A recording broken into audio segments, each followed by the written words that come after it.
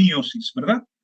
Y que esta contracción eh, es responsable, o sea, el responsable directo es el esfínter de la pupila, específicamente, bueno, habíamos hablado que el músculo que se encargaba de cerrar o abrir la pupila es el esfínter de la pupila y que él hace lo que hace, o sea, dentro de las funciones fundamentales que cumple este músculo sería la de regular la cantidad de luz que va a entrar a la retina. O sea, en un ambiente oscuro, el músculo esfínter de la pupila se va a dilatar para permitir que entre un poco más de luz a la retina. En un ambiente excesivamente iluminado, como es en el caso de la estimulación del reflejo eh, fotomotor directo con un haz de luz potente, pues el esfínter de la pupila se va a contraer para disminuir la entrada de luz a la retina. Eh, Algo como un dato muy curioso, y, o sea, en forma de recordatorio también, puesto que esto se conoce de asignaturas precedentes también, el esfínter de la pupila, como todo músculo esfínter, o sea, como todo tipo de ese músculo, va a tener dos tipos de fibra, valga la redundancia. Unas fibras que se van a encargar del cierre de ese músculo, o sea, de la contracción de ese músculo, y otro tipo de fibra, de acuerdo a su disposición, que se va a encargar de la apertura o la relajación de ese músculo, o sea, de ese esfínter. Estas fibras van a estar dispuestas de dos formas completamente distintas. O sea, el músculo esfínter de la pupila, como el esfínter vesical, el esfínter vesicular, el esfínter esofágico, el esfínter anal, van a tener fibras circulares, porque se van a disponer en forma de círculo, y fibras radiales, que se van a disponer en forma radiada, como los rayos de una llanta de bicicleta, de una llanta de moto, se van a disponer de esa forma. O sea, las fibras circulares son las que se van a encargar del cierre de ese músculo, de la contracción de ese músculo. O sea, en el caso del esfínter pupilar, de la miosis.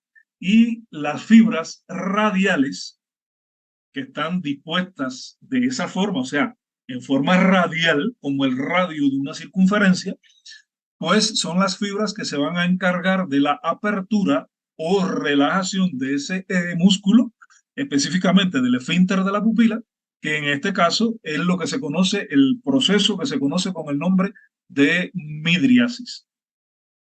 Ahora, para que esto ocurra, además de la disposición características de estas fibras de este músculo, eh, por supuesto que guarda un papel, yo diría que fundamental, el nervio que va a inervar ese músculo y es el que va a permitir que esas fibras puedan contraerse o puedan relajarse cuando tienen que hacerlo. O sea, es el nervio que le va a dar la orden a ese músculo.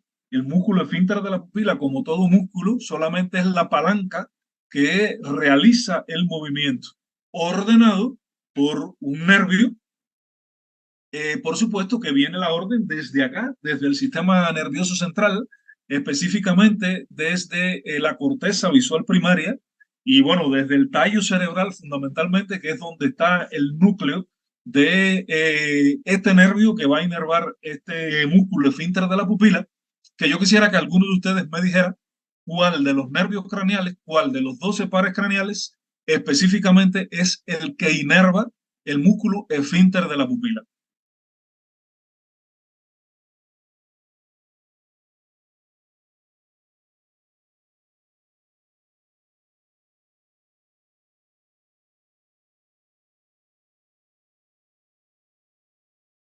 ¿Algunos recuerdan el músculo, el nervio, por favor? El nervio de los pares craneales, ¿cuál de los 12 pares craneales es el que inerva específicamente el esfínter de la pupila? Como músculo intrínseco del globo ocular que es.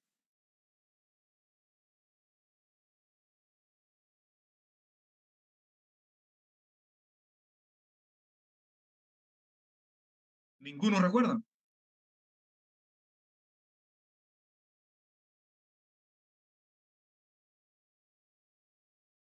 A internet não logrou prover qual é a pergunta? ¿Cuál es el nervio craneal que inerva el músculo esfínter de la pupila? Por ahí me dicen que el óptico. No, no es el nervio óptico. Oculomotor. ¿Ah? Oculomotor.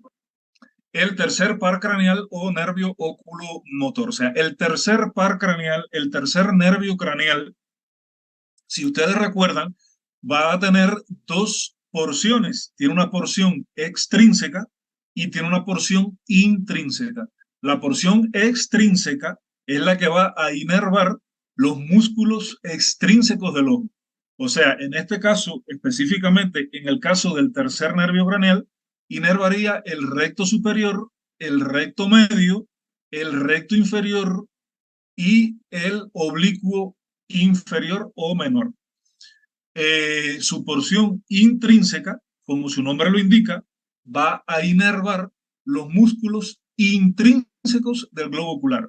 Y recuerden que habíamos dicho en actividades pasadas que dentro del globo ocular existen específicamente dos músculos.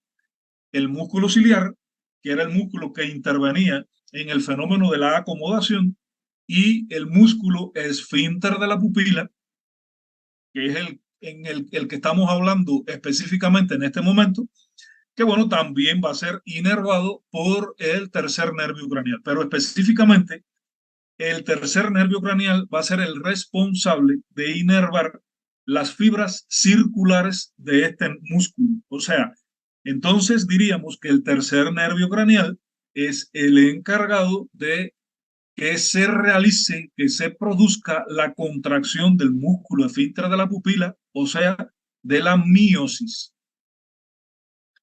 Ese es el reflejo fotomotor directo. El reflejo fotomotor indirecto o consensual, como también se le denomina, habíamos dicho que se denominaba, o sea, fotomotor igual porque el estímulo es un reflejo de luz, una luz, un reflejo luminoso. La respuesta es una respuesta motora y se denominaba también indirecto porque si en el primer caso, o sea, en el reflejo fotomotor directo, yo voy a estimular, por ejemplo, la pupila derecha y voy a ver qué sucede cuando estimulo la pupila derecha, pues en el reflejo fotomotor indirecto voy a estimular con luz la pupila derecha, pero voy a observar qué sucede en la pupila izquierda. Por eso es que se denomina fotomotor indirecto, porque estimulo una pupila, pero veo qué respuesta da la otra pupila. Sería de esta forma. Yo estimulo la pupila derecha y veo qué sucede con la pupila izquierda. En un segundo momento sería lo contrario. Voy a estimular la pupila izquierda y ver qué sucede entonces con la pupila derecha. ¿Qué sucedería? Bueno, pues al igual que cuando yo estimulo la pupila derecha en el fotomotor directo, esta pupila se va a contraer, o sea, se va a cerrar la pupila, se va a provocar una miosis. Luz, contracción de la pupila, miosis. Quito la luz, quito el reflejo de luz, el estímulo de luz y la pupila vuelve a abrirse, vuelve a la normalidad y en algunos individuos, en dependencia del ambiente en que estemos, se puede llegar a dilatar la pupila, o sea, producirse una midriasis. Ahora, en el reflejo fotomotor indirecto o consensual sucede igual.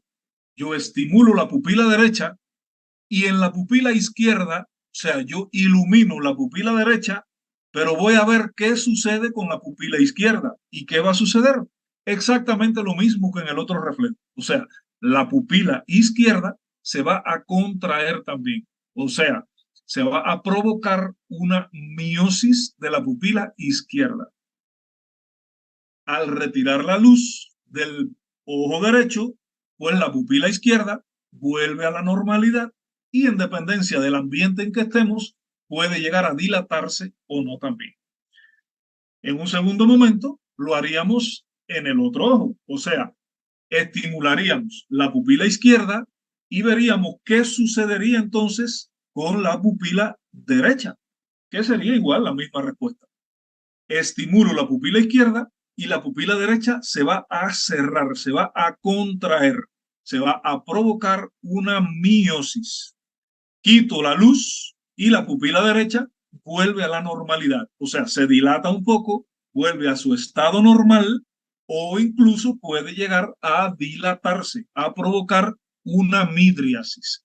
Ese sería el reflejo fotomotor indirecto o consensual.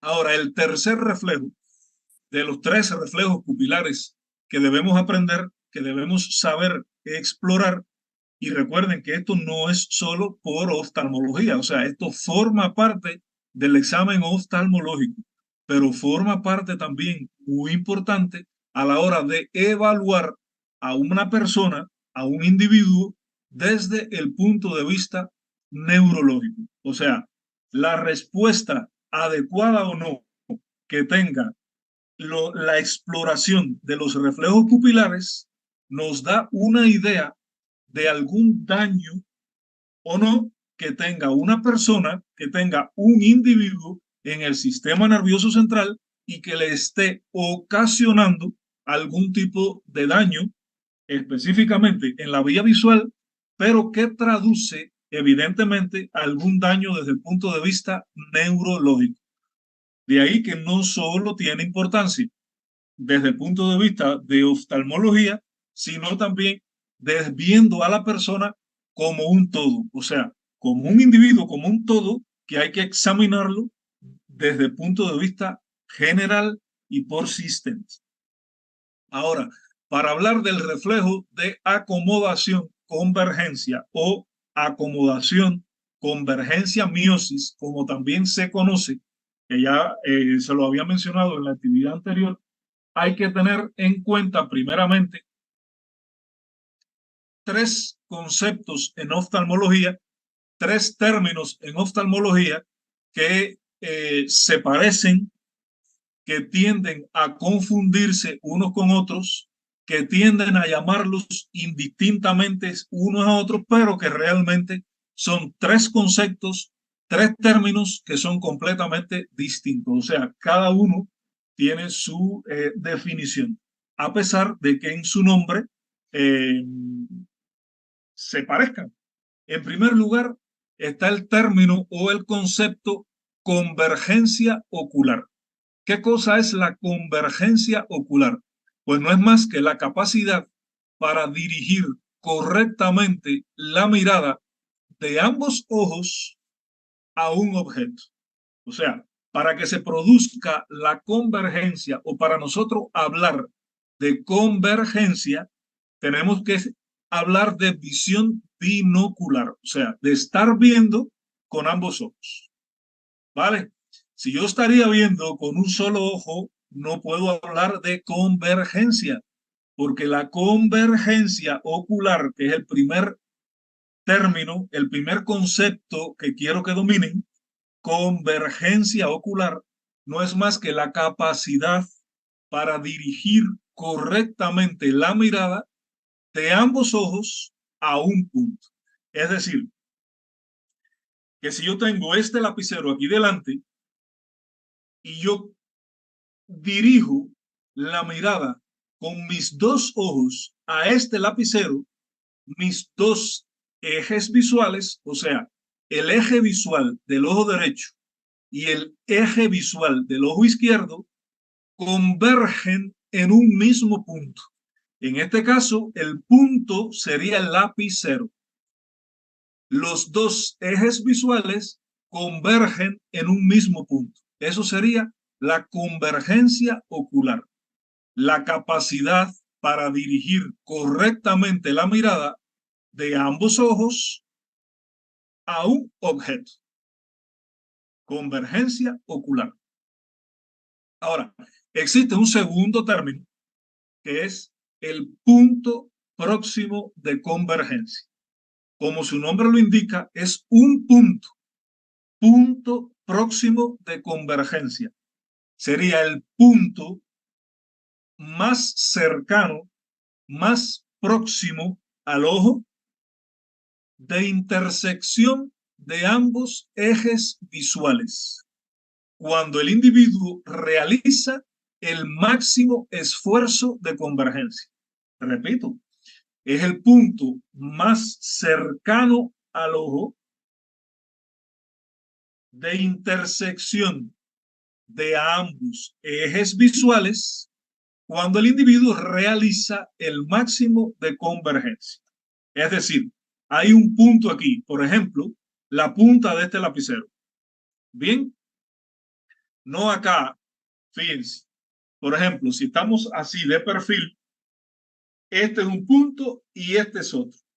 Este punto está por detrás del lapicero.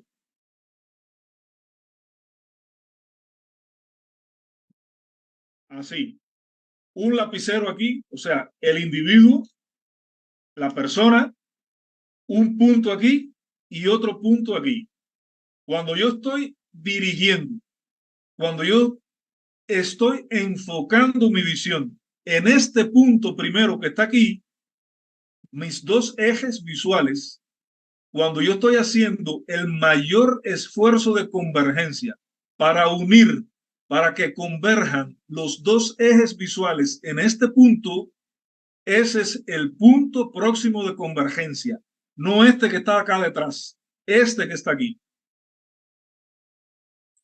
Como lo dice el concepto, es el punto más próximo al ojo de intersección de ambos ejes visuales, cuando el individuo, la persona, realiza el mayor esfuerzo de convergencia.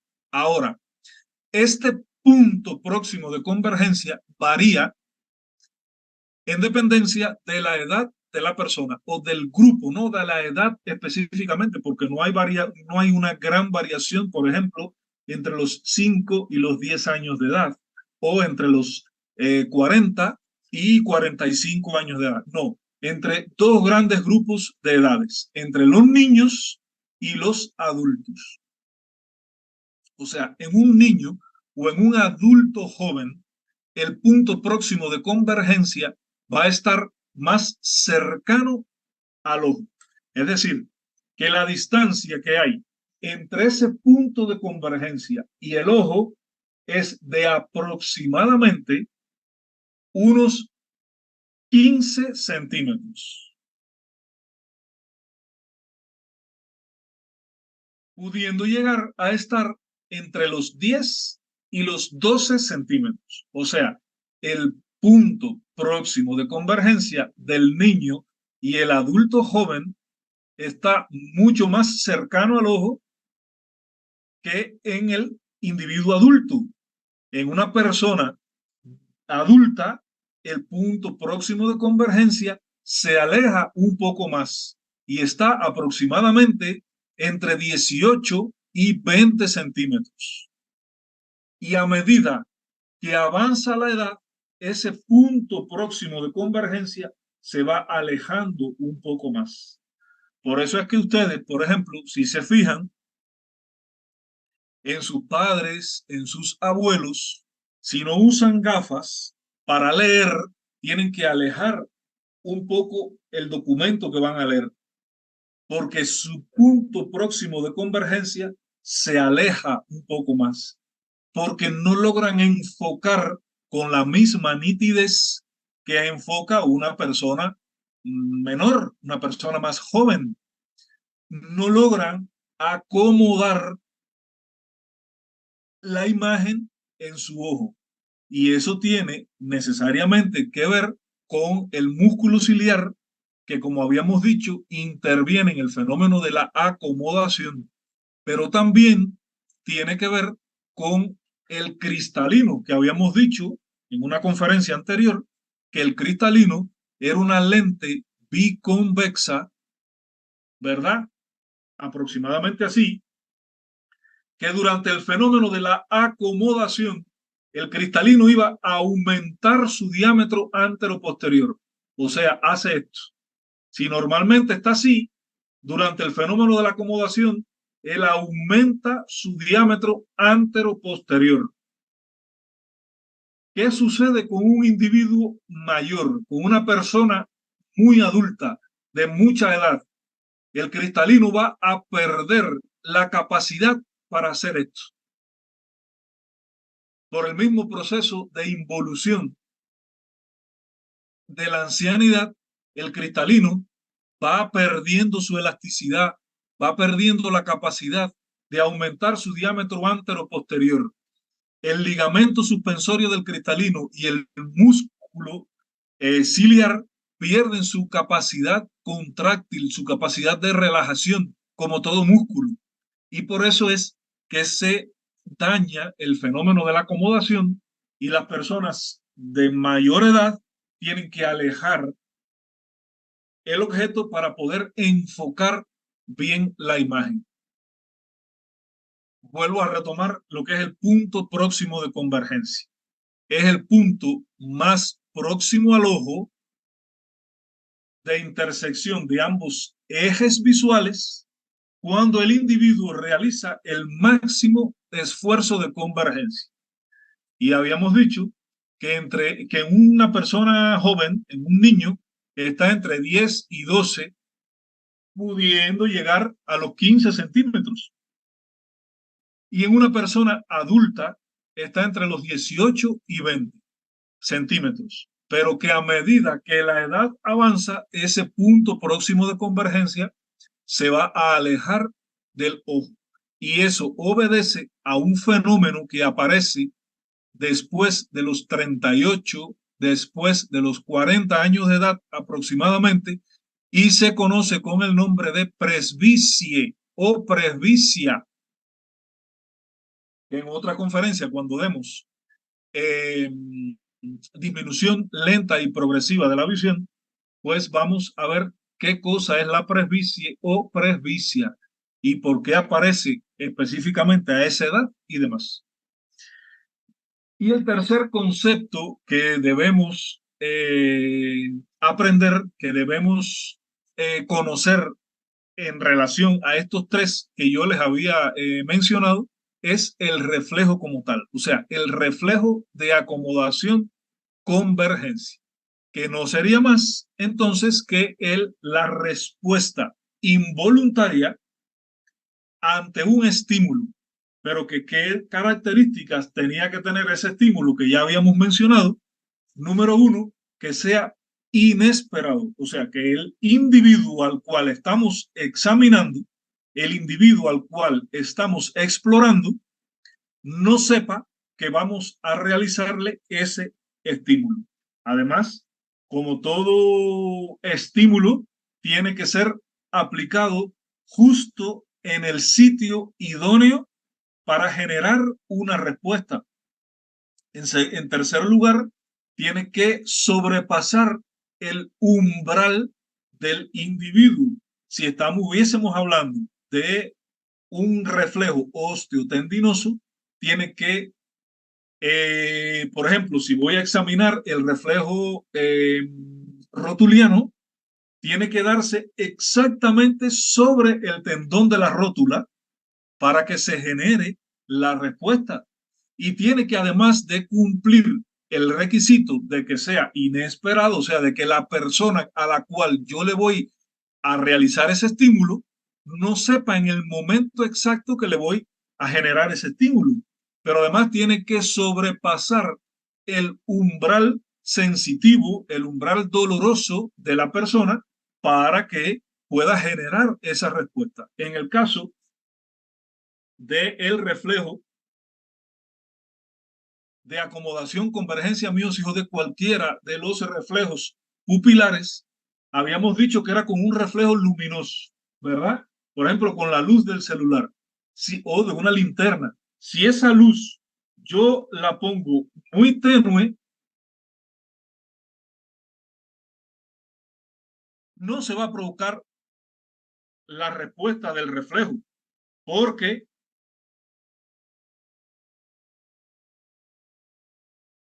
la pupila no se va a contraer de igual forma. Si en lugar de estimular la pupila directamente, yo estimulo acá abajo la mejilla, la pupila tampoco se va no va a provocarse la contracción que realmente yo quiero. Si estimulo aquí en la frente, igual la pupila tampoco va a responder de la misma forma. Es decir, que para que se produzca el arco reflejo, para que en este caso, en el reflejo pupilar, la pupila se contraiga, tiene que ser involuntario, o sea, perdón, inesperado. El estímulo tiene que ser inesperado. En segundo lugar, que tenga que una intensidad adecuada para generar una respuesta. Y en tercer lugar, que se aplique en el lugar exacto para generar dicha respuesta.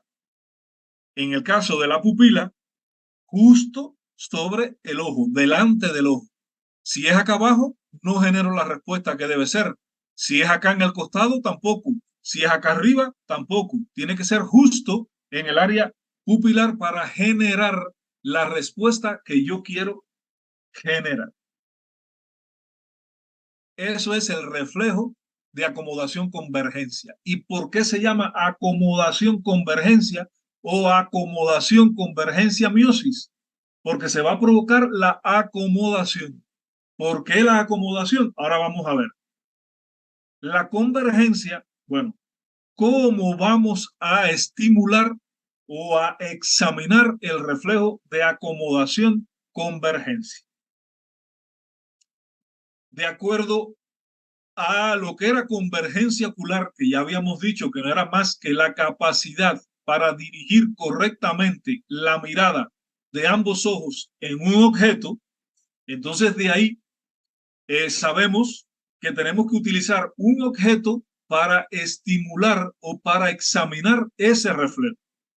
Habíamos hablado también del punto próximo de convergencia. Si ya habíamos hablado del punto próximo de convergencia, tenemos que conocer primero el punto próximo de convergencia del individuo que vamos a examinar para poder examinar el reflejo. Es decir, que primero tenemos que conocer el punto próximo de convergencia del individuo para después explorar, para después examinar el reflejo de acomodación convergencia de esa persona. Y conociendo que si vamos a examinar a un adulto, el punto próximo de convergencia está alrededor de los 20 centímetros aproximadamente, sería una distancia aproximada así, aquí, y la punta del lapicero tiene que estar a la altura de los globos oculares, no aquí abajo, no aquí arriba, a esta altura, a la misma altura de los ojos, para que la pupila se enfoque a este nivel. Si lo hacemos muy aquí abajo, la pupila se va a dirigir hacia abajo y el párpado superior me va a tapar la pupila y no voy a ver qué sucede con la pupila. Si lo pongo muy acá arriba, el individuo tiene que subir mucho los ojos, las pupilas, para buscar el punto ese que vamos a tener como referencia. Es decir, que tiene que ser justo aquí. Ahora, ¿cómo examinamos el reflejo de acomodación convergencia? Nos colocamos frente a la persona que vamos a examinar, frente al individuo que vamos a examinar. Y le vamos a decir a la persona que justo por encima de nuestro hombro mire a un punto a lo lejos, allá la cortina que tengo detrás, ¿verdad? Yo tengo un individuo de frente a mí y yo le digo, vas a mirar a un punto ya a lo lejos, a la cortina que está detrás. Y en un momento determinado yo le explico a la persona y en un momento determinado yo voy a colocar un lapicero entre usted y yo como examinador. Cuando usted vea aparecer el lapicero, va a dejar de mirar la cortina, el punto que estaba mirando en la cortina, y va a mirar la punta del lapicero. Acto seguido, yo voy a retirar el lapicero y usted va a volver a mirar el mismo punto en la cortina que estaba mirando. Y yo como examinador voy a ver qué sucede con las pupilas, con los globos oculares del individuo que yo estoy examinando. Sería algo aproximadamente así. Uno frente al otro, le digo a la persona que mire al punto lejano allá atrás en la cortina y en un momento determinado voy a introducir el lapicero entre la persona que yo estoy examinando y yo, en el punto próximo de convergencia, o sea, a unos 20 centímetros aproximadamente, y a la altura de los globos oculares. Sería, el individuo tiene que dejar de ver el punto lejano a la cortina y mirar la punta del lapicero. Sería esto.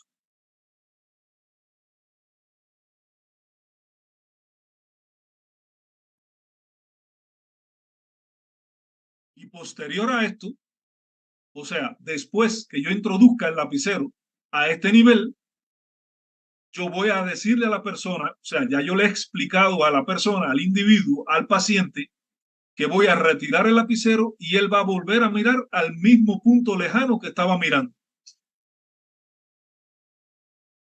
Cuando la persona, cuando yo introduzco el lapicero entre los dos y el paciente mira a la punta del lapicero, los dos ojos van a converger hacia la punta del lapicero. Las pupilas se van a cerrar, o sea, se va a provocar una miosis.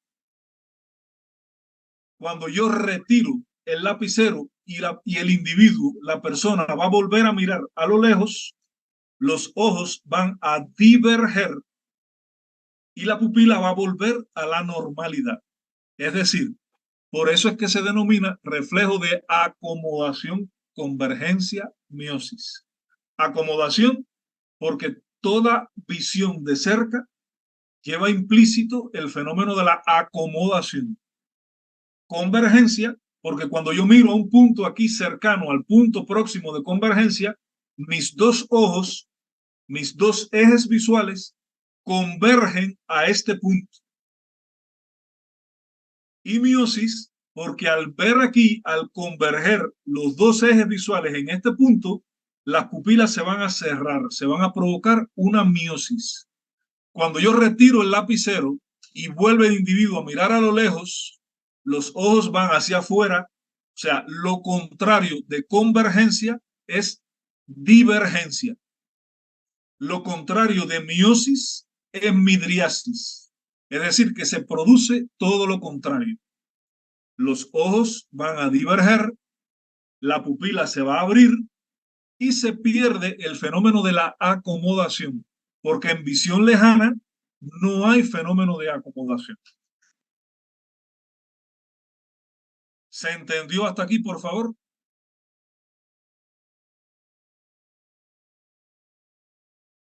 Sí, doctor. Vale, muchas gracias.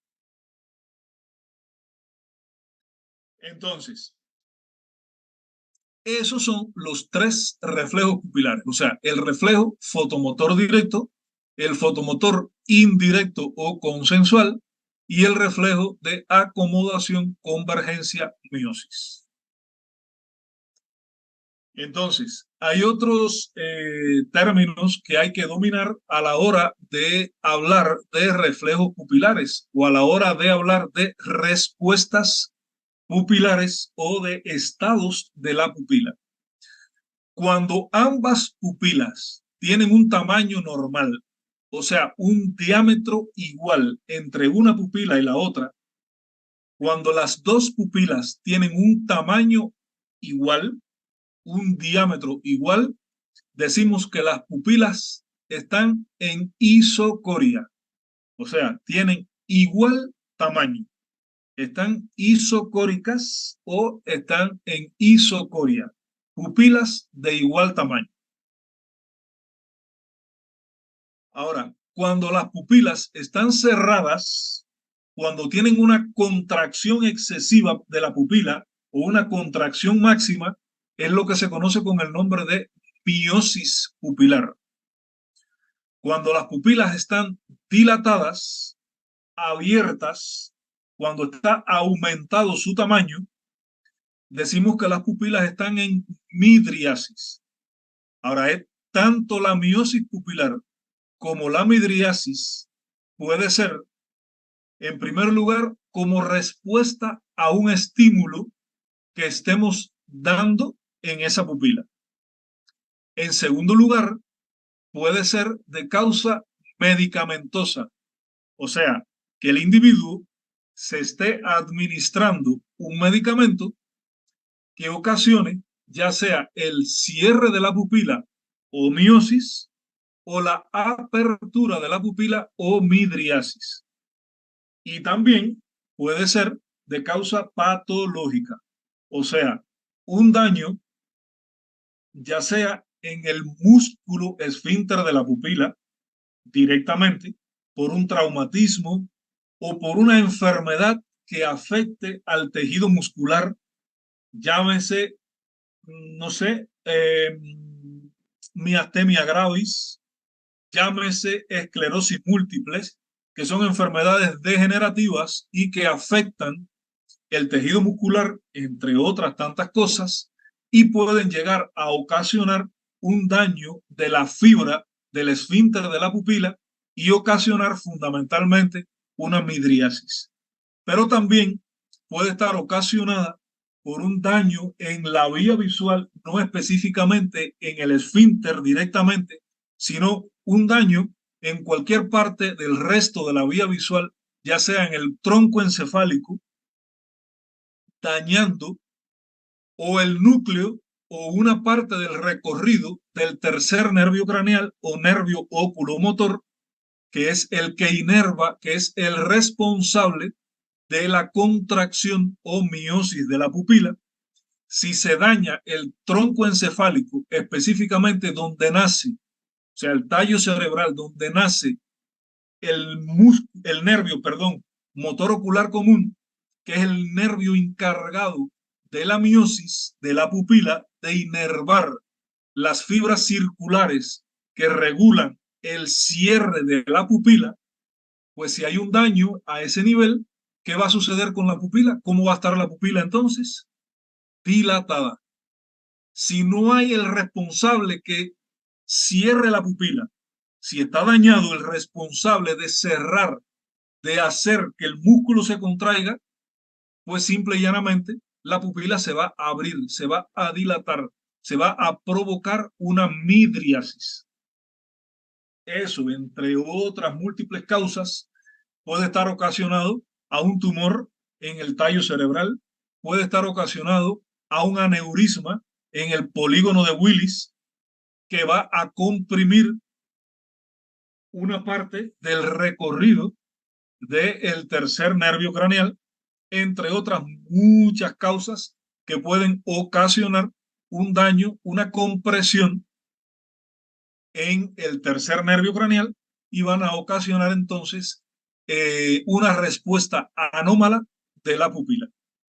Ahora, cuando existe diferencia de tamaño entre ambas pupilas, o sea, una tiene tamaño normal y la otra está dilatada, o una tiene tamaño normal y la otra está muy pequeñita, ese término se denomina anisocoria, diferencia de tamaño de las pupilas. Diferencia de tamaño entre ambas pupilas. Una está normal y la otra anormalmente dilatada. Una está normal o la otra anormalmente cerrada o contraída o miótica, o simple y llanamente una está en miosis y la otra en midriasis.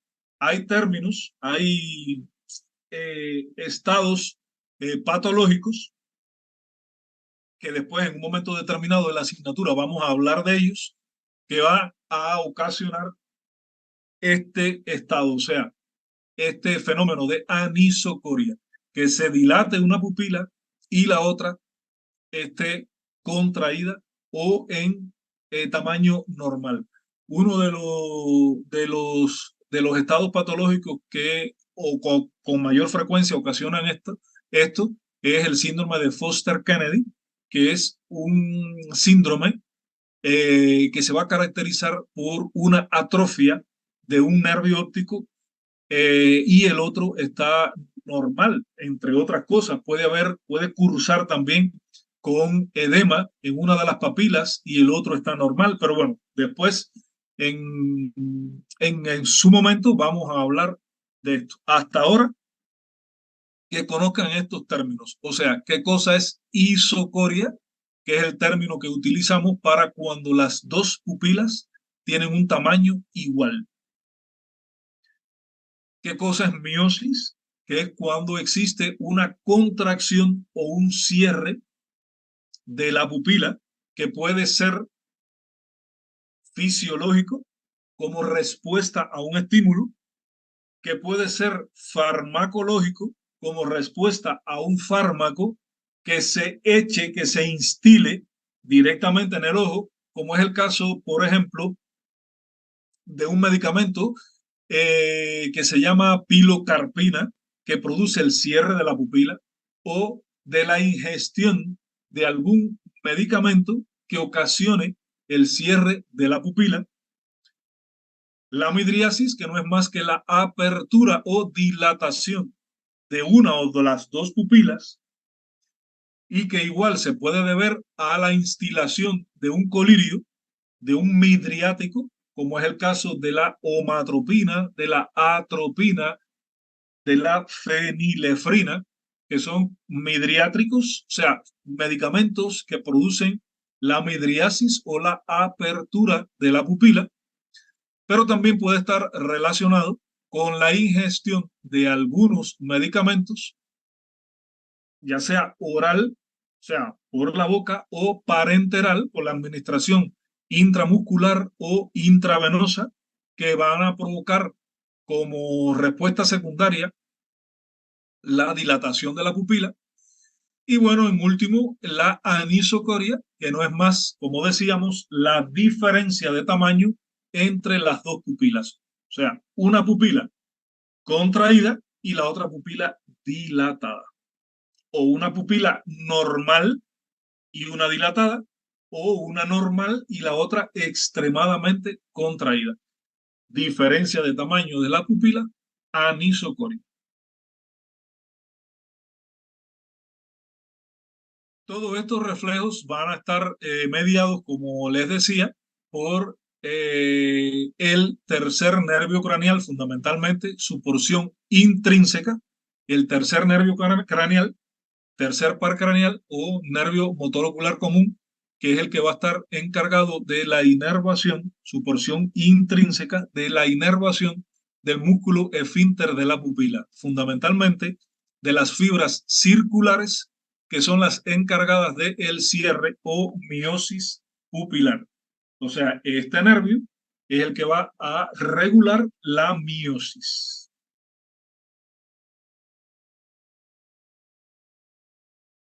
¿Quién sería entonces el encargado de regular la midriasis? ¿Alguno de ustedes sabe quién?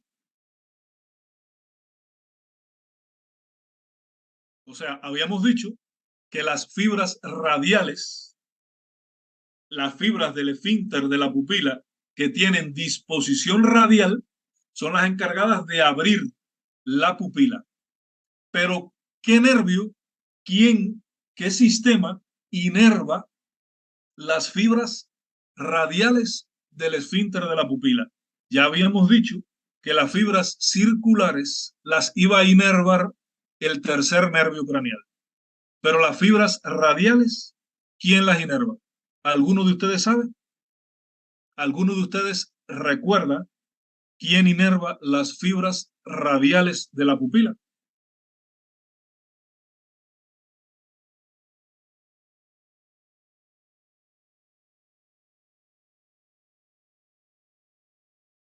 Pues les recuerdo que es el sistema parasimpático. O sea, el sistema parasimpático inerva las fibras radiales del esfínter de la pupila y el tercer nervio craneal inerva las fibras circulares del esfínter de la pupila. De ahí entonces que la responsabilidad de la miosis, tercer par craneal, la responsabilidad de la midriasis, sistema parasimpático.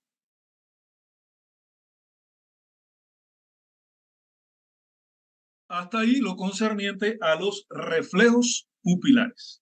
Ahora, la otra parte del examen objetivo, desde el punto de vista oftalmológico, o sea, examen oftalmológico objetivo, el otro aspecto que tenemos que tener en cuenta es el fondo de ojo. O sea, el examen del fondo de ojo, el examen fundoscópico del globo ocular. Para realizar el examen del fondo de ojo, tenemos que auxiliarnos de algunos equipos, como es el caso del oftalmoscopio. O sea, el oftalmoscopio, que puede ser oftalmoscopio directo o convencional, y el oftalmoscopio indirecto, que es el que nos auxiliamos a través de una lupa para realizar el examen del fondo de ojo, pero también a través de otros equipos, como son las lámparas de hendidura, que en un momento determinado les voy a mostrar algunas, y con la ayuda de alguna lente, de alguna lupa, para provocar un aumento, una magnificación de las estructuras del fondo de ojo y poder observar con mejor detalle cada una de estas estructuras. Ahora, de forma general y de forma muy particular, tenemos que observar, en primer lugar, perdón, en primer lugar, el nervio óptico, papila óptica o cabeza del nervio óptico. Es esto que estamos viendo aquí, que está señalando la flecha que acabo de poner ahí. La cabeza de nervio óptico o la papila o disco óptico, como también se le denomina, tiene forma ovalada, tiene una coloración rosada pálida y que vamos a observar cómo desde su centro emergen los vasos sanguíneos que van a llevar la sangre a la retina. En este caso serían las arterias y las venas. Las arterias son estas que están aquí, que son más finas, de un rojo menos intenso, y estas que están acá, que son un poquito más gruesas y un rojo más intenso, son las venas. Tanto arterias como venas van a existir dos superiores y dos inferiores. Una que va a venir a la región temporal y otras a la región nasal. Por ejemplo, aquí tenemos la arteria nasal inferior. Esta flecha que acabo de poner aquí, pero que además está señalizada con esta flecha blanca que van a ver ahí en la diapo, sería la arteria nasal inferior de la retina. Y esta que está aquí a su lado sería la vena nasal inferior de la retina. Esta que tengo aquí, que está señalada también con esa flecha blanca un poquito más larga, más grande, es la arteria nasal superior de la retina. Y esta que está aquí a su lado sería la vena nasal superior de la retina. Esta que está aquí sería la arteria temporal superior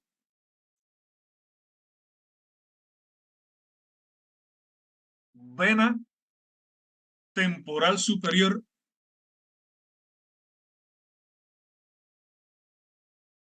vena temporal inferior y arteria temporal inferior. ¿Por qué? ¿Cómo sé? ¿Cuál es el detalle para yo saber que estamos hablando de la región temporal y no de la región nasal? Porque aquí está un detalle anatómico un detalle muy importante a la hora de hablar de fondo de ojo, a la hora de hablar del polo posterior del ojo, y que es el punto de mayor agudeza visual del ojo y que se conoce con el nombre de mácula. O sea, la mácula, el área macular, que es esta área que está aquí, que es de un color un poco más oscuro que el resto del fondo del ojo. Esto es el área macular. La mácula siempre va a estar en el sector temporal de la papila. Papila o disco óptico o cabeza del nervio óptico. Área macular, región temporal. Por ende, las arterias y las venas que estén en esta dirección, pues serían las temporales. Si están arriba, superiores; si están abajo, inferiores. Las venas y las arterias que estén hacia el otro lado, pues serían las nasales. Ahora, no sé si logran ver aquí esta otra flechita negra que está aquí, que dice fóvea. Hay un puntito justo en el centro del área macular, que es esta de un color más oscuro que hay aquí. Ese puntito que hay ahí, que es un poquito más claro, que cuando hacemos incidir el haz de luz del oftalmoscopio sobre ella, va a brillar. Eso es lo que se conoce con el nombre de la fóvea. La fóvea es el punto ahí de mayor depresión del área macular, el punto más central y de mayor agudeza visual del ojo. Ese se denomina fóvea. Todo esto que vamos a observar a través del examen del fondo de ojo se denomina polo posterior. O sea, polo posterior del ojo. Es lo que está allá detrás. Es lo que podemos ver cuando entramos con el oftalmoscopio a través de ese orificio, de ese diafragma que hay en el centro del iris, que se denomina pupila. O sea, cuando a través del oftalmoscopio, cuando con la ayuda del oftalmoscopio enfocamos la luz a través de la pupila y nos vamos acercando a la persona que vamos a examinar y logramos ver con la ayuda del oftalmoscopio y a través de la pupila todas las estructuras que hay allá detrás, dentro del ojo, estamos examinando el polo posterior. Y el polo posterior del ojo está compuesto por el nervio óptico o papila óptica o disco óptico o cabeza del nervio óptico. Todos esos nombres están correctos, todos esos nombres los podemos llamar de esa forma, a ese detalle, o sea, a lo que es el nervio óptico, a la parte del nervio óptico que podemos examinar a través del fondo de ojo, que sería la porción N1 del nervio o cabeza del nervio. El área macular y los vasos sanguíneos, tanto arterias, que son las de color rojo más claro, más finas; las venas, que son de color más oscuro, son un poquito más gruesas. Ahora, quiero que observen un detalle que hay aquí. Aquí hay una zona, una pequeña zona de una mayor palidez, de un color un poco más pálido, dentro del nervio óptico, dentro de la cabeza del nervio óptico.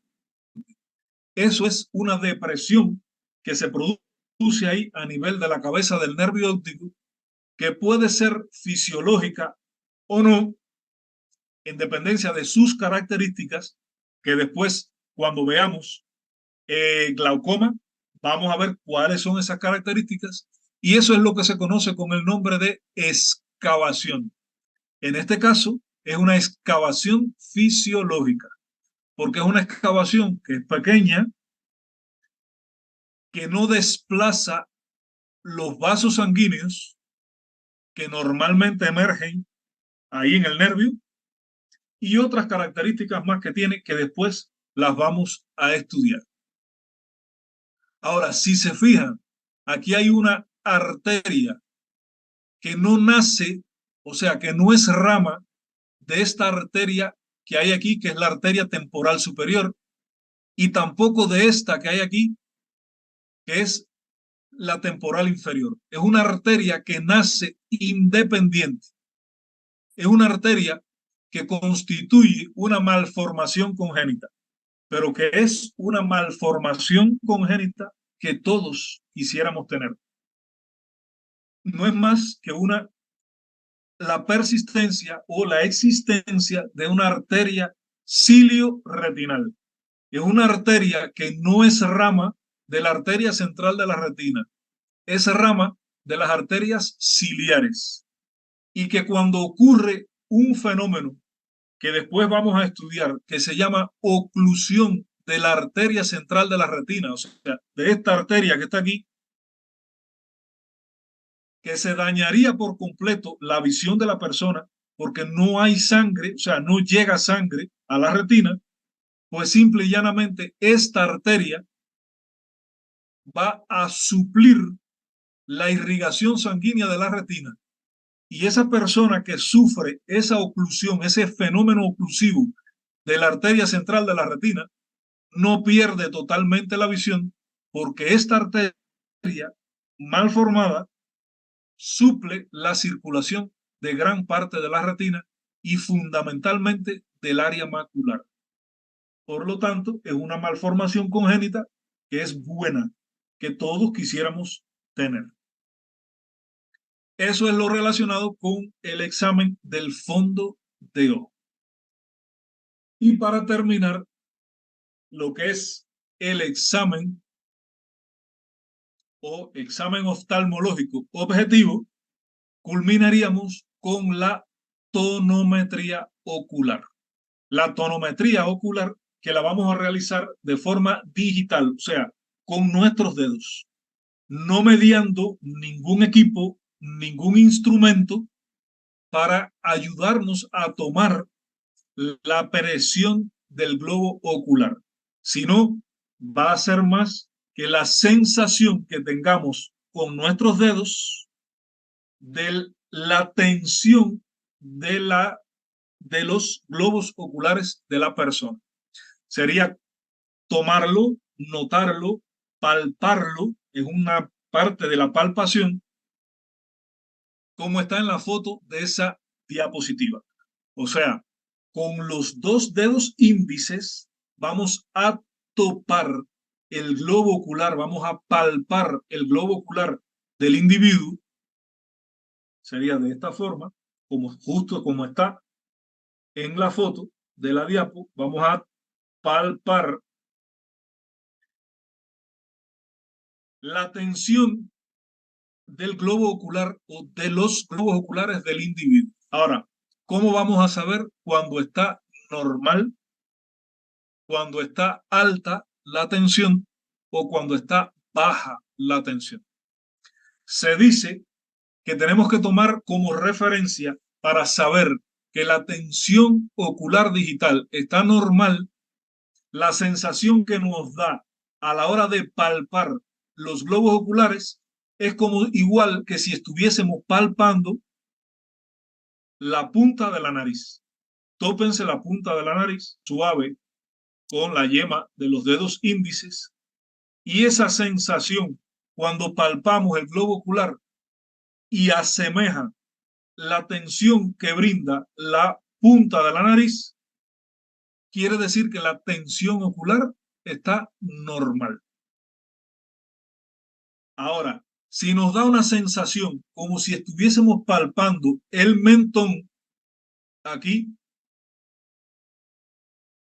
la tensión ocular está elevada, está alta, está hipertenso el globo ocular. Y si nos da la sensación como si estuviésemos topando los labios, quiere decir que la tensión ocular está baja. El globo ocular o los globos oculares están hipotensos. Las causas pueden ser múltiples. Más adelante, cuando hablemos de tensión ocular, Específicamente, cuando toquemos el tema de glaucoma, vamos a ver por qué, o cuando toquemos el tema también de traumatismo ocular, vamos a ver por qué puede estar baja la tensión ocular, por qué puede estar alta la tensión ocular. Bueno, pues hasta aquí sería lo que es el examen oftalmológico objetivo. Los 7 aspectos que tenemos que tener en cuenta a la hora de realizar el examen oftalmológico objetivo. Bueno, hasta ahora hemos visto, vamos a recordar algunos de los aspectos fundamentales que hemos visto hasta ahora del examen oftalmológico. Permítame un momentico, déjenme.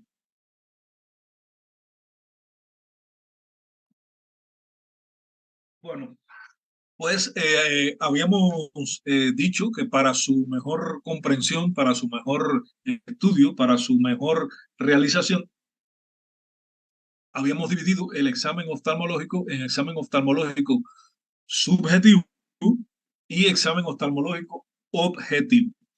El examen oftalmológico subjetivo, si recuerdan, pues es toda aquella parte que habíamos hablado del sentido de la forma, el sentido luminoso, el sentido cromático, el sentido de la profundidad y el sentido del movimiento. Habíamos dicho que para realizar el examen del sentido de la forma, pues no era más que el examen de la agudeza visual, o sea, de tomar, de saber la capacidad visual que tiene la persona que estamos examinando, el paciente, el individuo que estamos examinando. Y que lo hacíamos desde el punto, o sea, podíamos hacerlo, de hecho, había que hacerlo, la agudeza visual central y la agudeza visual periférica. Pero a su vez, la agudeza visual central la íbamos a dividir en agudeza visual central de lejos y agudeza visual central de cerca. La de lejos lo íbamos a realizar a través de los optotipos. El optotipo de Jagger, el optotipo de Snellen, el optotipo de Barr, de Lockmar, y él en cuanto a la visión central de cerca, sí era a través de la cartilla de Jagger, y que la de cerca la íbamos a examinar a una distancia de 33 centímetros, que es la distancia en que ponemos un documento para poder leer, un libro para poder leer, y la distancia que vamos a examinar, que vamos a tomar, que vamos a medir la agudeza visual central, pero de lejos, sería a 6 metros o 20 pies. O sea, resumiendo, sentido de la forma, agudeza visual central y agudeza visual periférica.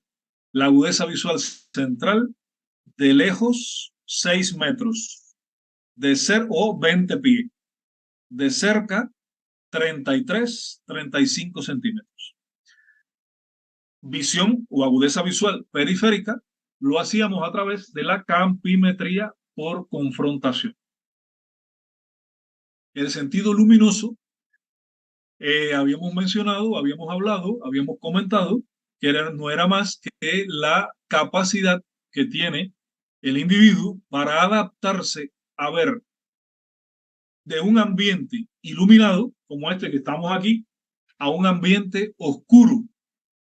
O sea, si yo estoy aquí, en este ambiente que está iluminado, apago, quito la luz y me quedo oscuro, es la capacidad que tengo yo como individuo que tiene mi globo ocular, mi vía visual, de volver a ver, de adaptarme a ver de un ambiente claro a un ambiente oscuro y viceversa. O sea, desde un ambiente oscuro a un ambiente claro.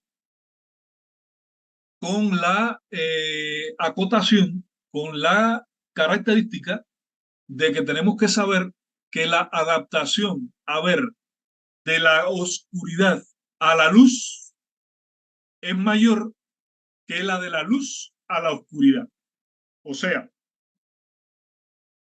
cuando yo estoy en un ambiente iluminado como ahora y quito la luz, yo me adapto a ver a la oscuridad más rápido, más fácil que si estoy, perdón, ajá, que si estoy en un ambiente oscuro y voy a adaptarme a un ambiente iluminado. Si estoy en un cine, por ejemplo, viendo una película, se termina la película y encienden las luces, yo me demoro más en adaptarme a ver desde un ambiente oscuro a un ambiente iluminado que de un ambiente iluminado a un ambiente oscuro. O sea, es mayor el tiempo que transcurre para adaptarme a ver de la luz, perdón, de la oscuridad a la luz que de la luz a la oscuridad. Eso es el sistema o la submodalidad o el sentido luminoso.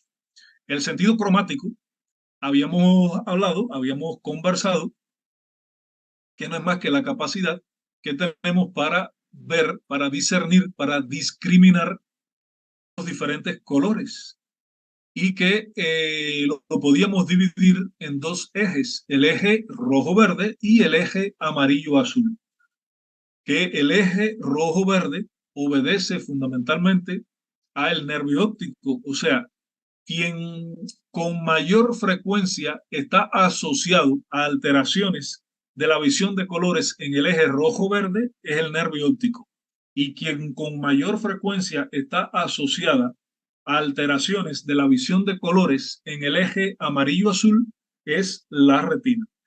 Fundamentalmente en aquellas afecciones que producen un daño amplio de la retina, como es el caso, entre otras, de las distrofias de retina y demás. Y en el caso del nervio óptico, pues bueno, las atrofias del nervio óptico de diferentes causas.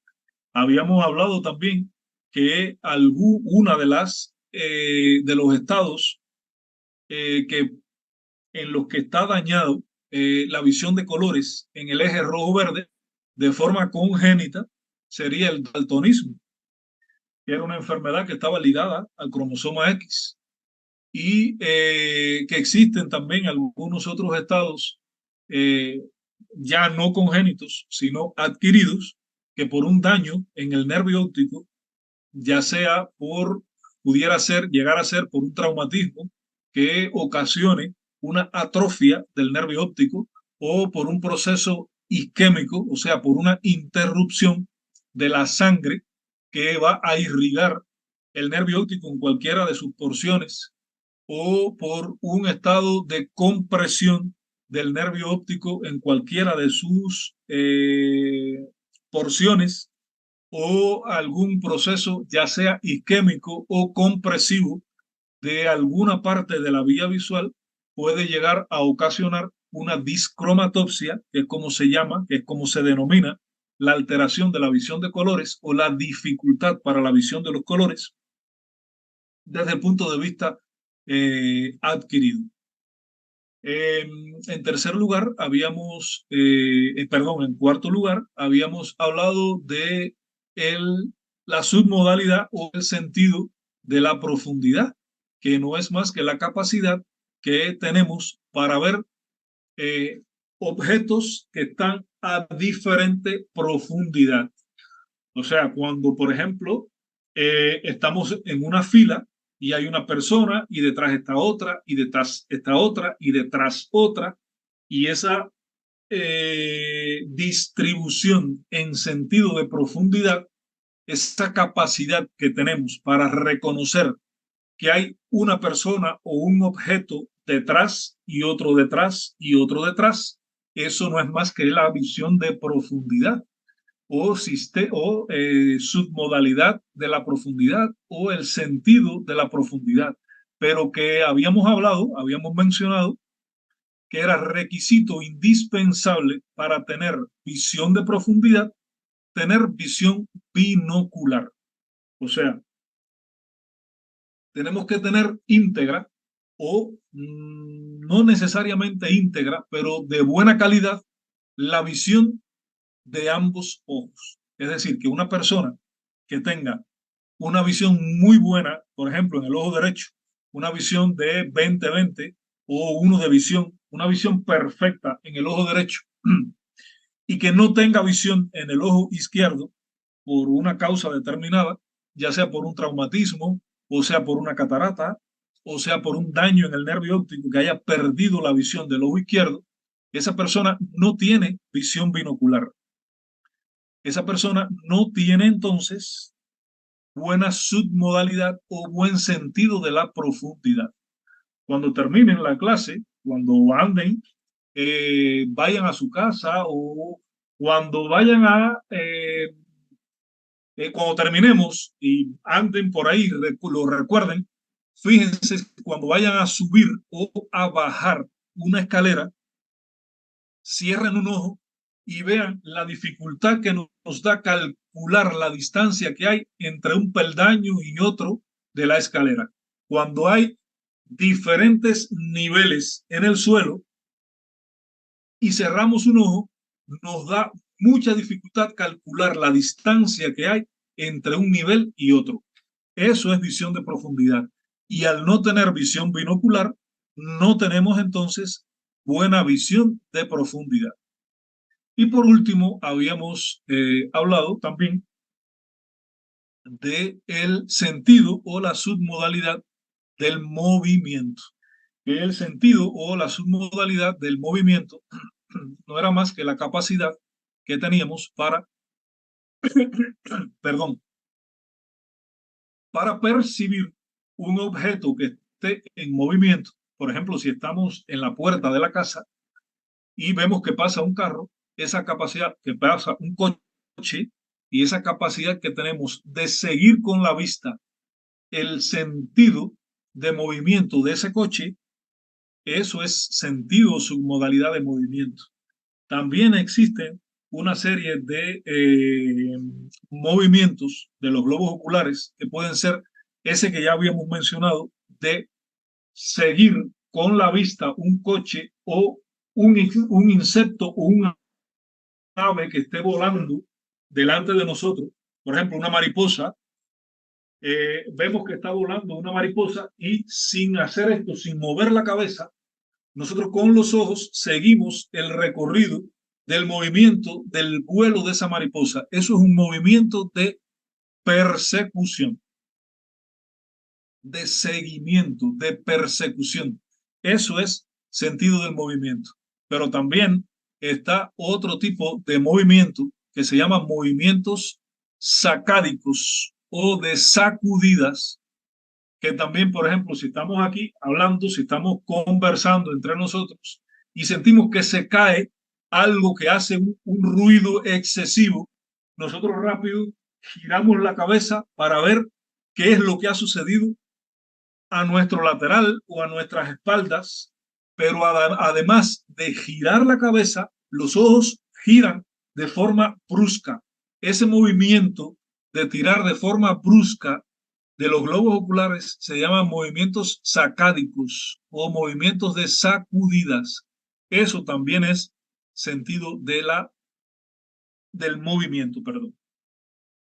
Hay otras series de movimientos oculares que ya no son fisiológicos, que son patológicos, y uno de ellos, por ejemplo, es el nistagmus. Todos saben lo que es nistagmo, ¿verdad? Que son los movimientos involuntarios que pueden ser en resorte, que pueden ser torsionales, movimientos involuntarios de uno o de ambos globos oculares. Eso es lo que se conoce con el nombre de nistagmos. Eso también forma parte de la submodalidad del movimiento. Y habíamos mencionado que, entre otros aspectos, guarda una importancia el octavo par craneal o nervio vestíbulo coclear, específicamente su porción vestibular. La porción coclear no, porque la porción coclear es la que se dedica a la vía auditiva, o sea, al fenómeno de la audición. Pero la porción vestibular sí nos interesa porque además de tener una estrecha relación con la posición de la cabeza, tiene también relación con la posición de los globos oculares. Recuerden que si yo, por ejemplo, ladeo mi cabeza, mis ojos no se quedan fijos en un lugar, mis ojos también se mueven para compensar ese movimiento de la cabeza. Pues eso está relacionado, está muy estrechamente relacionado con la porción vestibular del octavo par craneal o nervio vestíbulo coclear. Eso es lo relacionado con el sentido del movimiento. O sea, y con esto culminábamos lo que es la parte del examen oftalmológico subjetivo. Sentido de la forma, sentido luminoso, sentido cromático, sentido de la profundidad y sentido del movimiento, que habíamos mencionado también en actividades anteriores, que todo esto está subdividido de esta forma, que todo esto está eh, muy meticulosamente dividido en esta forma por la capacidad que tienen las células ganglionares de especializarse en un sentido, en una submodalidad específica. Y habíamos dicho que hay un grupo de células ganglionares que se van a especializar específicamente en el sentido de la forma, otras que se van a especializar en el sentido luminoso, otras en el sentido cromático, otras en el sentido de la profundidad y otras en el sentido del movimiento. Por eso es que en el caso de la vía visual es así tan estrictamente dividido, tan meticulosamente dividido, tan complejamente dividido, y que se hace un poco engorroso, se hace un poco difícil a la hora de poder examinar todo y cada uno de los aspectos a tener en cuenta a la hora de realizar el examen oftalmológico. Ahora ya relacionado desde el punto de vista del examen oftalmológico objetivo, pues habíamos visto que se dividía en los anexos o anejos oculares, segmento anterior del ojo, los medios refringentes, la motilidad ocular, los reflejos pupilares, el fondo de ojo y la tonometría digital. O sea, en estos 7 aspectos, y habíamos visto que cuáles eran los principales o los anejos oculares que habíamos mencionado, que no eran más que aquellas estructuras o aquellos tejidos que estaban aledaños al globo ocular, aledaños a la órbita, cercanos a la órbita o en la órbita, y que cumplían un grupo de funciones determinadas, ya sea de protección, ya sea de lubricación o ya sean de sostén del globo o para con el globo ocular. Y dentro de ellos, por ejemplo, podíamos mencionar las cejas, las pestañas, los párpados, que tienen como función la protección del globo ocular. Teníamos también la conjuntiva, el aparato lagrimal. La conjuntiva también tiene función de protección.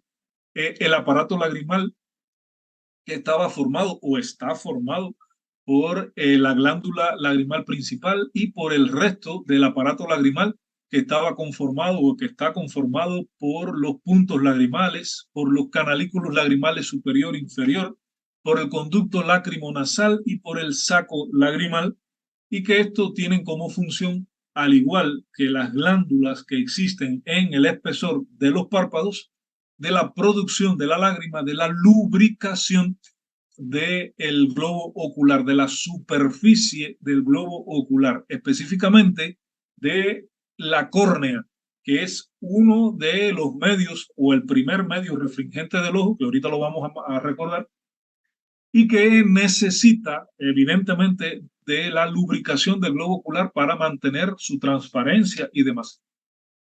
Y existen otros anexos del globo ocular que ya se encuentran dentro de también de la cavidad orbitaria y que, entre otras cosas, le brindan sostén, le brindan protección al globo ocular, como es el caso de la grasa periorbitaria, que evita que el globo ocular choque contra las paredes orbitarias y se produzca un daño, ya sea cuando realizamos los movimientos bruscos de los globos oculares o el día, o sea, cuando por una situación determinada sufrimos un traumatismo craniofacial que a la hora de ese traumatismo, bueno, pues si no tuviésemos esa grasa periorbitaria, pues sufriríamos un daño en el globo ocular. Decir que hay estados patológicos en que se produce una disminución considerable de la grasa periorbitaria y que por ende va a traer como consecuencia daños, como es por ejemplo el caso de la desnutrición proteico-energética y demás, que le va a provocar daño también de no tener en cuenta ese aspecto al globo ocular. Y bueno, por último, los músculos extrínsecos del ojo, que tienen como función fundamental la de retener, la de sostener el globo ocular dentro de la órbita. Y por supuesto, la otra función fundamental que tienen los músculos extrínsecos del ojo es la realización de los movimientos oculares que ya habíamos mencionado en un momento determinado de otra actividad, como es el caso de la supraducción, o sea, llevar el ojo hacia arriba, la infraducción, llevar el ojo hacia abajo, la dextroversión, llevar el ojo hacia la derecha, la levoversión, llevar el ojo hacia la izquierda, y aquellos movimientos torsionales que en un momento determinado vamos a estudiar cuando hablemos específicamente de los movimientos oculares, del control de algunos de los movimientos oculares. Y bueno, estos son los anexos oculares que tenemos que tener en cuenta y que estamos recordando en este momento. Lo otro que teníamos que tener en cuenta era las estructuras que formaban parte del segmento anterior del ojo y que habíamos dicho que lo formaban la córnea, ¿verdad? Que era, al igual que la esclera, de tejido colágeno, pero que es una estructura que se especializó, ese tejido colágeno se hizo transparente y para permitir, por supuesto, la entrada de la luz a la retina, la formación de la imagen entonces en la retina, que tenía forma convexa y cóncava. También está el iris, que es lo que le da color al ojo, entre otras cosas, que tiene un hueco, un orificio en su centro y que no es más que la pupila, y que el iris forma como especie con la pupila de un diafragma que permite, lo que regula la entrada de luz a la retina, ya sea cuando se contrae, disminuyendo la entrada de luz a la retina, y es lo que conocemos con el nombre de miosis, o cuando se dilata, que es lo que conocemos como midriasis, para aumentar la entrada de luz a la retina. También está el humor acuoso, que es lo que se encuentra, que es el líquido que se encuentra en la cámara anterior, y la cara anterior del cristalino, que habíamos mencionado que el cristalino es una lente biconvexa que participaba o que tenía un papel importante porque le daba un número de dioptrías al ojo para llegar a tener una visión perfecta, y que durante el proceso o fenómeno de la acomodación, el cristalino, esta lente que está aquí, va a aumentar su diámetro anteroposterior. Los medios refringentes del globo ocular son otro de los aspectos importantes a tener en cuenta a la hora del examen objetivo y que habíamos mencionado que son 4, ¿verdad? La córnea, el humor acuoso que se encuentra alojado aquí en la cámara anterior, el cristalino y el humor vítreo, que el humor vítreo es el que se va a encontrar detrás, en el polo posterior, en el segmento posterior del ojo, ocupando todo lo que es la cámara vítrea. Y que a diferencia del humor acuoso, tiene consistencia gelatinosa pero que sí es transparente, al igual que el resto de los tres medios refringentes o medios transparentes del globo ocular. Que en caso de la córnea, recordar que habíamos dicho que no tenía vasos sanguíneos y que por lo tanto para su nutrición va a depender del aire atmosférico, del aire ambiental, del oxígeno que hay en el aire ambiental y por supuesto de todos aquellos nutrientes que sean capaces de llevar la lágrima para su, o sea, para que mantener su transparencia, para mantener su humedad, puesto de que la córnea, si no está húmeda, se va a dañar y va a ir perdiendo entonces su transparencia. Por eso es que hay personas que perdón, por algún tipo de estado patológico que padezcan, hay algunas enfermedades que van a producir una disminución en la producción de la lágrima, que van a ocasionar, perdón, una disminución en la producción de la lágrima. Hay medicamentos que cuando se abusa de la ingestión de esos medicamentos van a provocar también una disminución en la producción de la lágrima. Y hay ambientes, hay climas, perdón un momentito,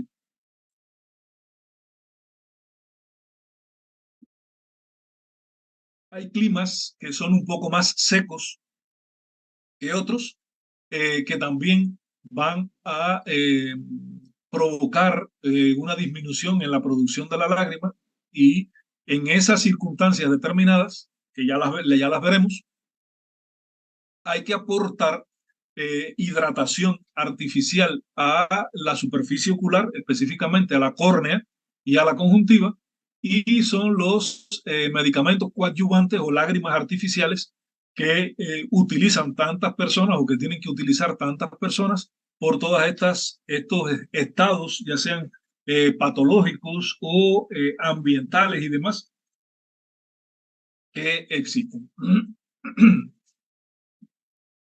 Está también otro de los aspectos que tenemos que tener en cuenta a la hora del examen oftalmológico objetivo, es el examen de la motilidad ocular que habíamos mencionado, que para ello teníamos que tener en cuenta los músculos extrínsecos del ojo y habíamos dicho que cada uno de los globos oculares tiene 6 músculos que van a, entre otras cosas, tienen como función mantener el globo ocular dentro de la cavidad orbitaria, pero también van a permitirle a los globos oculares moverse hacia las distintas direcciones verticales, horizontales, diagonales o incluso torsionales y que nos van a permitir, entre otras cosas, la realización de movimientos de seguimiento o de persecución de algunos objetos.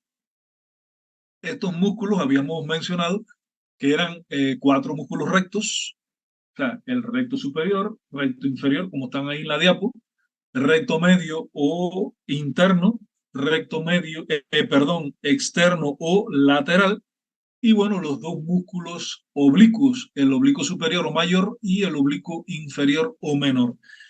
Habíamos mencionado también como dato importante que los 4 músculos rectos, o sea, el superior, el inferior, el medio y el lateral, se insertaban en la esclera por delante del ecuador y los 2 músculos oblicuos se insertaban en la esclera por detrás del ecuador. Fíjense aquí que la inserción del músculo oblicuo superior está por detrás del recto superior y la inserción del músculo oblicuo inferior o menor está por detrás del recto externo o lateral. O sea, está más detrás. Y eso hace que su contracción origine un movimiento inverso a su nombre. O sea, el oblicuo inferior llevaría el ojo hacia arriba y el oblicuo superior hace que el ojo vaya hacia abajo. Esto tiene sus variaciones y sus características determinadas que las vamos a hablar, las vamos a tocar cuando demos el síndrome de alteración de la posición de los globos oculares. Lo otro que, bueno, ya habíamos tocado en el día de hoy eran los reflejos pupilares. De aquí, bueno, solamente recordar que son los tres reflejos: el reflejo fotomotor directo, el reflejo fotomotor indirecto o consensual. Fíjense que son dos nombres, no es fotomotor directo consensual, no, fotomotor indirecto o consensual. Y el de acomodación convergencia o acomodación convergencia miosis, como también se le denomina. Habíamos tocado en el día de hoy tres conceptos fundamentales que teníamos que conocer, que tenemos que tener siempre claro, que se confunden en ocasiones y que no tienen que ver una cosa con otra porque son tres conceptos completamente distintos, que son lo que se conoce con el nombre de convergencia ocular, del punto próximo de convergencia, y el reflejo de acomodación convergencia.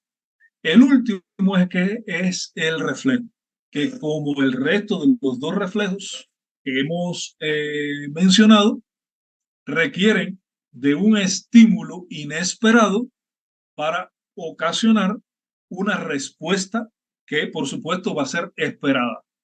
Los otros dos conceptos que hemos abordado no constituyen un reflejo, y que son la convergencia ocular y el punto próximo de convergencia.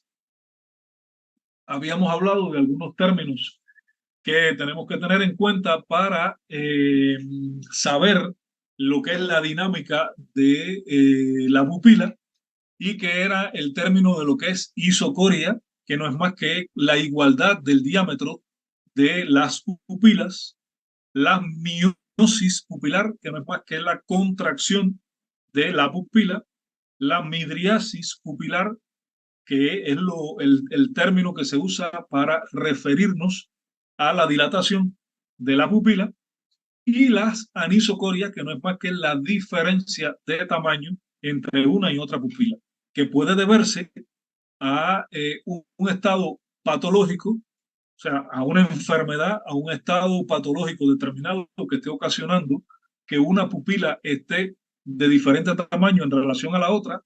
Puede deberse también a la ingestión de algún medicamento y que no esté por una situación determinada llegando en igual cantidad a los dos globos oculares, en este caso a las dos pupilas, o que se haya instilado un medicamento determinado en un globo ocular y no en el otro, y que por ende una pupila haya respondido de una forma y la otra no.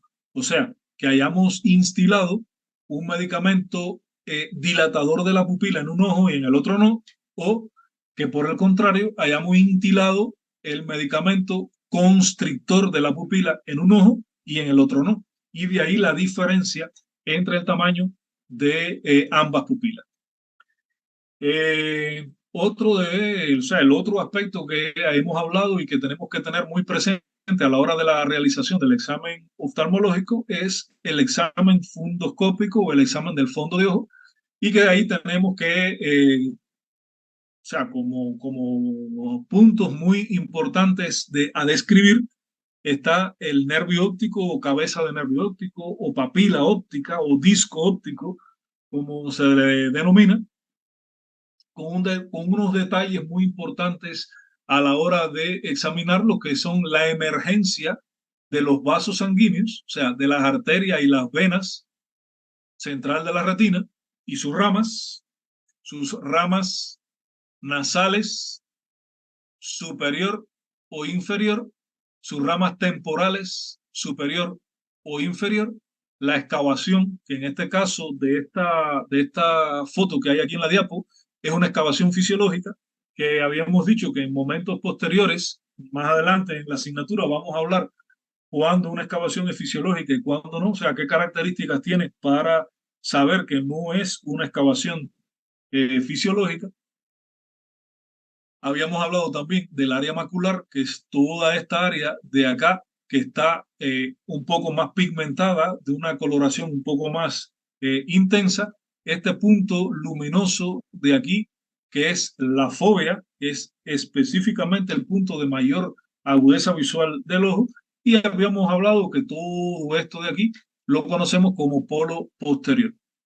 Y bueno, por último, habíamos hablado de lo que es la tensión o tonometría ocular, que en este caso es lo que tenemos que hacer a la hora de realizar el examen oftalmológico, que es la tonometría digital, que habíamos comentado que nos vamos a auxiliar de los dos dedos índices para palpar.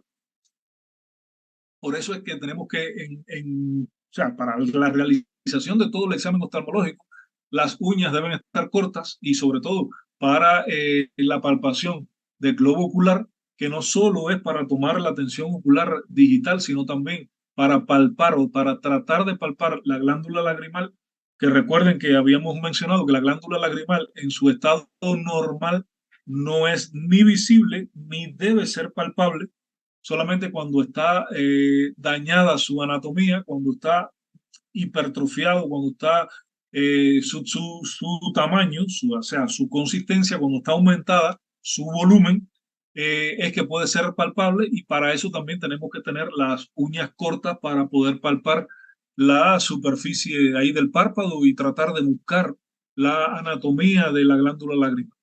Y que habíamos mencionado que para saber si la tensión ocular digital está normal, está elevada o está disminuida, teníamos como puntos de referencia la punta de la nariz como tensión ocular normal, el mentón como tensión ocular digital elevada y los labios como tensión ocular digital disminuida. Y bueno, para terminar, una frase de una escritora española llamada Carmen Laforet Díaz, una escritora de Barcelona que tiene una obra muy conocida acá en el continente europeo, y su obra más conocida es una novela que denominó Nada, y que es ganadora del premio Nadal desde el año 1944. Y ella dice en una de sus obras, o sea, en esa obra: me gustan las gentes que ven la vida con ojos distintos de los demás, que consideran las cosas de otro modo que la mayoría de las personas. Bueno, de esta forma concluimos la actividad. Si tienen alguna duda, alguna pregunta que hacer, pues el martes próximo, que ya vamos a comenzar a hablar de el síndrome inflamatorio ocular. O sea, vamos a comenzar con las enfermedades ya del órgano de la visión, y vamos a hablar, como ya les acabo de mencionar, del síndrome inflamatorio infeccioso del globo ocular, donde vamos a ver algunas de las enfermedades como son los orzuelos, los chalacios, las conjuntivitis y demás. Si no tienen ninguna pregunta, pues hasta aquí el día de hoy. Gracias por haber estado en la actividad y nos vemos la próxima semana, ¿vale? Dale, profe, muchas gracias. Hasta luego.